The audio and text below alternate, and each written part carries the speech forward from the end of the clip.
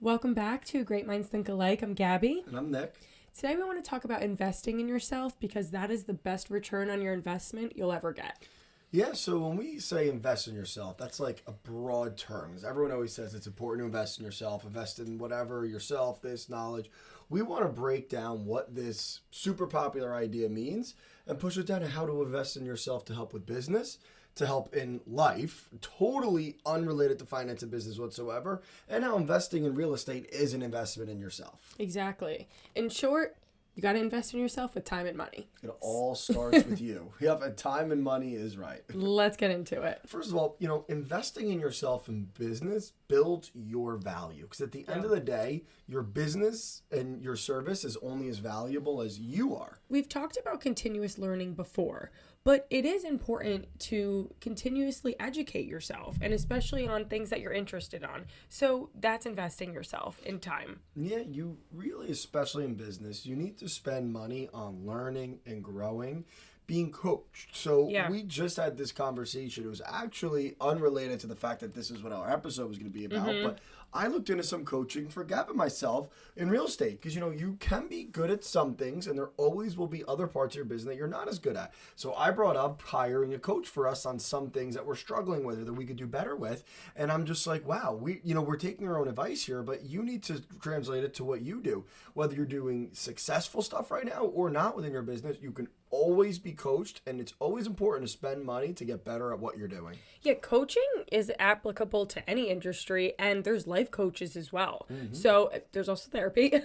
Coaching works because they hold you accountable. When we tell ourselves that we're going to do things, sometimes, unfortunately, we don't. Like if your boss tells you to show up to the office at 7:30 in the morning tomorrow, you're going to do it. But if you tell yourself you're going to the gym tomorrow at 6:30 before work, you may not. So it's something that we have to get more comfortable with trusting ourselves. And that's a way that you can invest in yourself. Yeah, because like I said, the better you get, the better your business gets. And one way to increase your value in what you're giving is to be coachable. There's always more to learn and improve on. There's always something you can do better. So, arrogance gets in the way of improvement. And if you're saying, why would I hire a coach? I'm already doing X amount per year. I'm already doing this.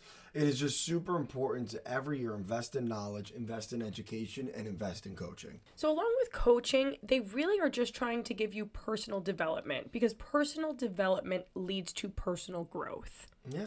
Exactly. And there's other ways that you can invest in yourself as well that isn't coaching. For example, podcasts and audiobooks. Yeah. Personally, I have a pretty long commute most days when I go into the office, and I have been a huge fan of certain audiobooks about finance, self-help, business, and I'm learning so much while I'm sitting in traffic, and it's a part of investing in myself. Would I rather be blasting music and having a good time? Sure, but I'm starting to see the return on all of this knowledge that I'm gaining sitting there listening to books, investing in myself instead. It's a good use of your time. And my office is 20 minutes away, but even when I have a far showing, I'll throw a podcast on. Like if my ride is more than 15 minutes, I do try to put like a podcast or something educational on, like an audiobook, but it's usually a podcast. And the reason I bring this up is because that's investing in yourself. You don't always have to pay. Yes, you have to spend money to make money. A purpose of this is spending money to invest in yourself, but there are ways for free. And one way investing in yourself is by listening to educational material while you're driving. Yeah, but you pay for Spotify, and honestly, that's just it's not free, but it's a benefit that Spotify gives you. You already pay for the membership, so why not listen to a podcast to help yourself while you're like on the road or doing something mindless? That's habit stacking. And this is not a Spotify ad, but they also have audiobooks now, and that has been incredible for me because I'm someone, I'll be honest, I don't like to read. I love gaining knowledge from books. I hate physically reading them. So these audiobooks have just cracked the code for me because now I can gain the knowledge from the books and I don't have to sit there reading. I'll be the first to say it. It's not my thing. I don't read books for fun. I read them for education. And if you're telling me someone can just talk them to me in the car, that's like the elementary school Nick's dream. There's a rumor going around that he doesn't know how to read. So let's just take that with a grain of salt. We haven't confirmed this yet, but yes, it's started to spread. Okay, so along with this personal development journey and being coachable, I want to talk about personal branding too. Like, someone who has done an amazing job with this is Alex Earl. She had a challenging time. She got bullied for making her content, but look at her now. She's famous. Like, let's just call it for what it is. She's famous. Who? And stop. And she gets paid to literally be herself. And honestly, the brands that pay her are investing in themselves because they're using her platform to reach a larger audience. So it all goes hand in hand, but she invested in herself in making content and she didn't give up. And honestly, when she blew up was when she got raw and honest and with her acne, and her personal brand has grown from there. Yeah, and for the guys out there, I'm going to just do like, that was the girl version, the guy version. Athletes, right? So when you're an athlete, your career ends in your 30s. Unless you build a personal brand to prepare for your career after you're in the sport. So I'll use an example, PK Subban. He was an excellent hockey player. He was awesome. But towards the end of the career, he started branding himself. He was investing in himself. He did that, his celebration. He had his logos. He was selling hats and stuff. And he started doing little podcasts on the side. And now he is on the panel of TNT, ESPN. He's meeting with Stephen A. Smith. He has a career more successful than his hockey career now because he decided that he was going to invest in himself and build his brand. And I'm using PK as an example. He's an awesome personality. That was a good example. Yeah, but what I'm saying is if you build your brand, you don't know what you could do next. Yeah. There's so many ways to make businesses and make money off of branding yourself. Just start with yourself, and eventually your opportunity will knock. Yeah, you start somewhere and you have no idea the connections that you're going to build, even networking events. You don't know who you're going to meet and what connections that you could potentially build there. That's why those things are so important. And it really does go into personal branding. If you just put yourself out there, people are going to be more inclined to, reach out to you and talk to you on your interests. Yeah, networking can be expensive and time consuming, but it spreads awareness of what you're trying to do. Yep. It puts you in the room with people that you can help and that can help you. And that cooperation is how you grow. So build your value and the opportunities will come once you put yourself out there. Moving on to a lighter note, let's talk about in our lifestyle segment how investing in yourself in more of a fun way, in self-care, in hobbies and interests, how this can really help you grow. Self-care is a strategy. Self-care is a business strategy. It's a life strategy. And by self-care, I don't just mean spas and treatments. Well, I mean doing things that touch your soul, that make you feel alive, that make you feel passionate, things that take your mind off of life and how gruesome the everyday grind can be. Making sure that you invest in yourself with this type of stuff is just as important as anything with business. So investing your time in figuring out what makes you happy is seriously beneficial to your overall fulfillment and happiness, because if there is something like pickleball or tennis that you had an inkling of trying, just try it out. Stop wondering what if, and if you actually try it, and it could actually replenish energy for you. Yeah, and it's super important to hustle, but it's also super important to play.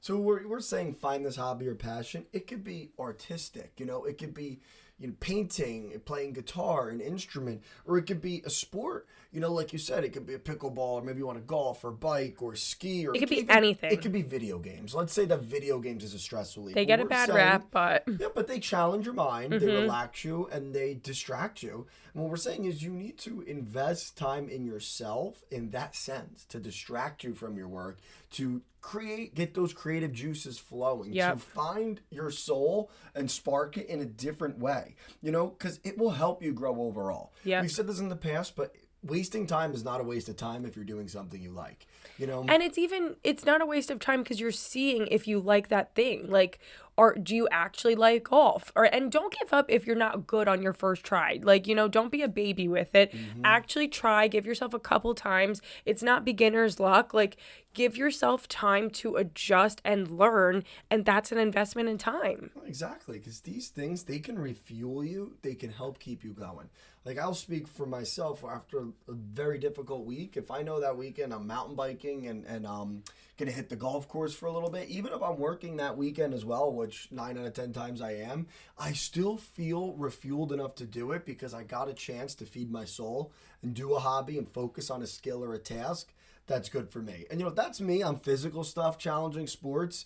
It could be an instrument. If coming home, waking up on a Saturday morning and playing the drums for 10 hours, if that's what gets you going, then great. Like, that's what you need to do. But you need to try different things and find out what makes you happy. To be honest, I feel like that's podcasting for us here. Oh, yeah. So, this podcast is certainly part of it. Yeah. So you can't pour from an empty cup. Figure out what lights you up and gives you energy so you can actually find out and be happy. Yeah, and a lot of these hobbies cost money. I mean, we brought up golf. I'm then bringing golf is an expensive hobby. Skiing. Like, some of these hobbies are super expensive, but you can't look at it as an expense. You have to look at it as an investment in yourself if you're being smart about it. If you're not working and you're not doing well and you're just playing all the time or you're just only doing things for your satisfaction, that's not what we're talking about. I'm talking about once you have yourself together, you are actively working on your goals.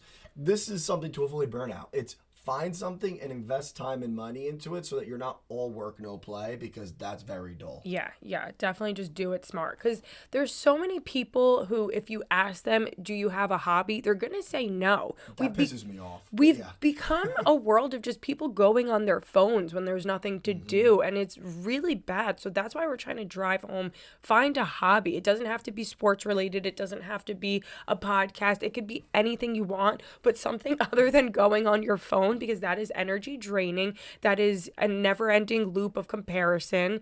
Find out what fills your soul and fills your cup. Exactly, because these hobbies can also help you manage stress better. You know what? You could be better focused at work. You could perform better, have a more clear head, and get better results because you took the time to work on something out of your passion on the side.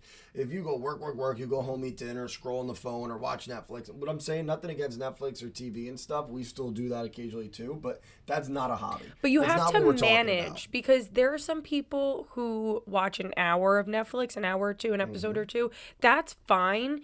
But, if you're sitting there for 4+ hours binging a season of a show, why? That's too much. That's a lot of time invested in Netflix. A little TV can help you disassociate and get away. But the stuff that we're talking about that's an actual investment in yourself is not just blind sitting there watching TV. Yeah. It's something where you need to apply yourself. And that's why scrolling on your phone while you're watching Netflix, too. That doesn't apply. That's why I even threw video games in here. Because despite the fact that some people overdo them, you can get hooked on them. But, you're applying yourself in these games. You're building skills. And there are a lot of people who stream video games and make a career out of it and make way more money than any of us and more successful by playing these games. So, but they applied themselves. But look at Minecraft, for example, for kids. They're building shit. It's very creative. So we're in our late 20s.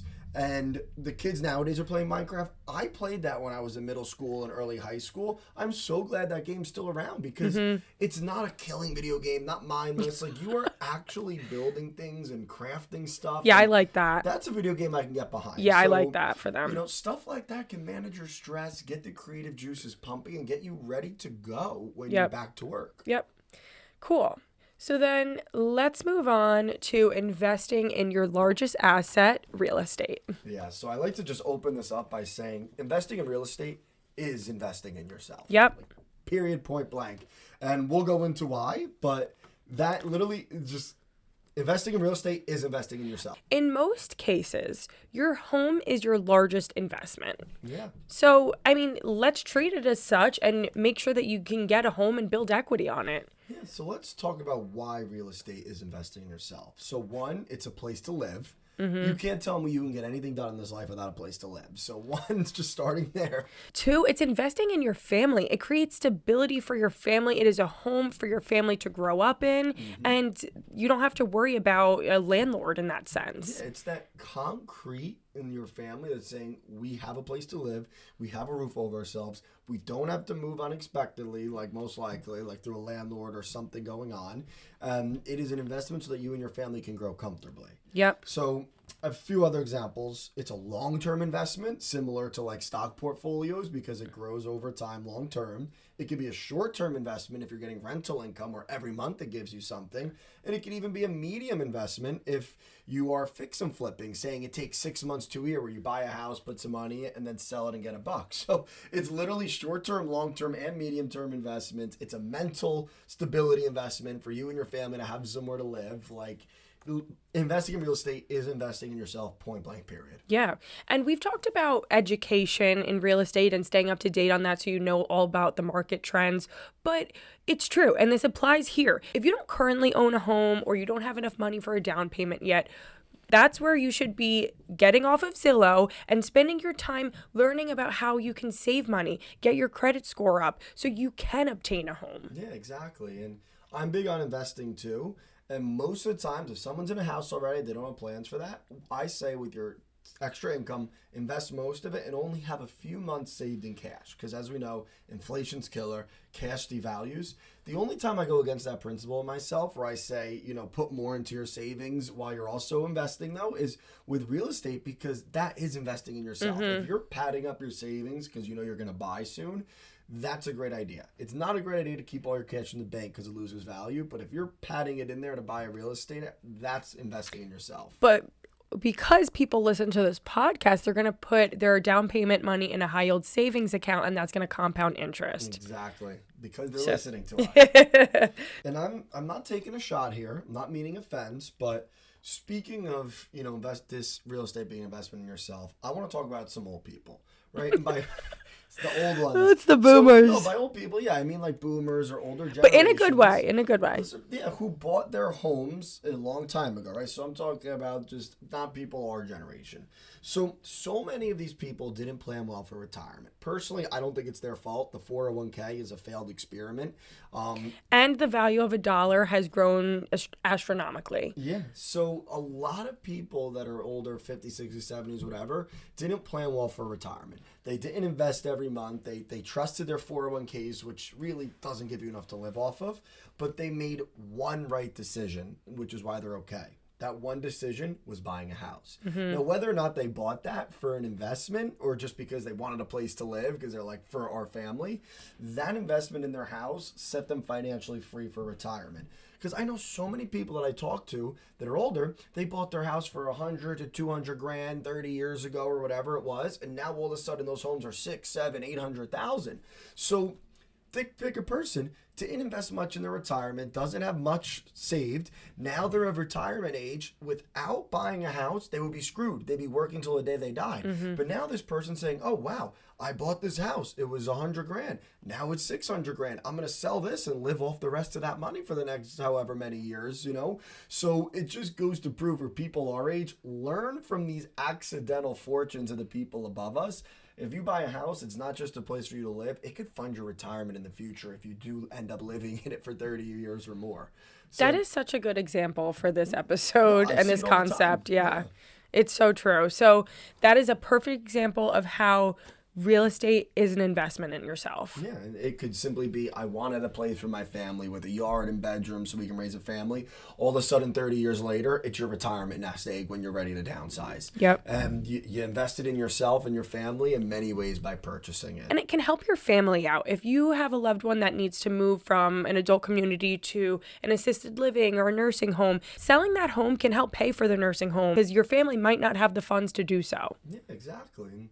And last point, there's always an argument, what's a better investment, the market, as in stocks and bonds, or real estate? And I always say both, and this is really why, because may stocks outperform real estate long term?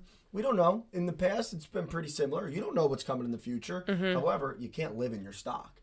You can't raise a family in your stock portfolio, right? But in this house, in real estate, not only is it gaining value and you look at it as an investment, but you live there, you raise your family there, and it has so much more utility than just stocks. So let's say stocks appreciate 10% a year and real estate's only 5%, but that 5% you're getting is not including the invaluable of having a family and stability and living in it. Yeah. So that's why I think you need both. Yep, exactly. So I hope that you gained a little bit of practical advice here on ways to invest in yourself. It's not a one size fits all here. This is many ways to invest yourself. Business-wise, investing in a personal brand, lifestyle-wise, taking care of yourself with self-care, with real estate, obtaining a home, investing in your family. There are so many ways to look at it, but all you have to do is invest in yourself. It is the best return on investment you'll ever get. Exactly. Don't be afraid to spend some money to have a better life, better knowledge of your business, and to have a place for your family to grow up in. Thank you guys for listening and watching. Like and subscribe, and we'll see you guys next week. See you next week. Bye.